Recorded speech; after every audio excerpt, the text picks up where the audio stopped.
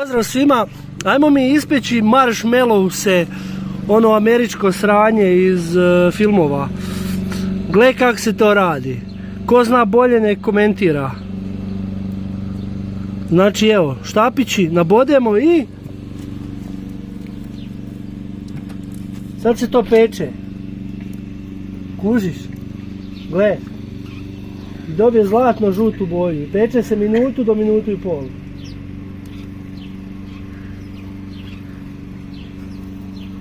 Ako još gledate, još nisu gotovi. Evo ga, zlatno žuta boja.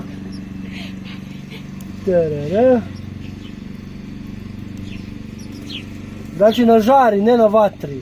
Ko peče na vatri nije fora. Evo ga. To je to. Ne treba ništa više. Oni su sad mekani i fluffy. Neću dirati jer su vrući, ali gle sad ovo.